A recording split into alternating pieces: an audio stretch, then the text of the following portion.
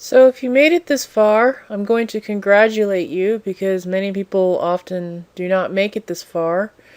And just to recap on what we have done this far. So we've created our backups. We went driver hunting and looked for drivers. We deactivated any software that was important that required deactivating, like the Adobe Creative Suite disk version definitely requires deactivation. We downloaded Windows, we created install media, and what we have just done is actually install Windows. So this is Windows here. It's very much different from Windows 7. This is Windows 8.1.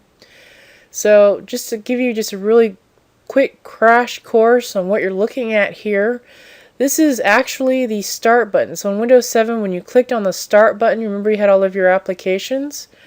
Well, in Windows 8.1, you're not at the desktop, you're in your start button. So this is the start button with all of your applications. If you want to get to your desktop, well, first I just click down here towards the bottom and have a little arrow here which allows me to get to my other applications that are in my start button. So I'm just going to call this my start button area. So if you remember, we had Windows accessories. So instead of it being kind of compressed in little individual folders, it's just all spread out like this. It's designed like this mostly for tablets. There's our search function that we had that was in Windows 7. It's just all the way up here in the upper right. Remember in the start button, if you clicked on start, it was down towards the bottom. Well, now it's up there towards the upper right. If you want to get to your desktop, you actually have to click on this little square right here called desktop. And this will take you to your desktop that you're used to seeing in Windows 7. So remember in Windows 8.1, when you log in, you're going to see the contents of your start button. If you want to see your desktop, you have to click on this desktop button right here to actually get to your desktop. So it's a little different, it's kind of weird. It took me a little while to get used to but after you start using it for a while, you'll get kind of the hang of it. So something that took me a little while to figure out was, how do I turn off my computer? How do I shut down? Because before, we used to be able to click on start and then go to shutdown. Well, we don't have kind of, that shutdown function in here.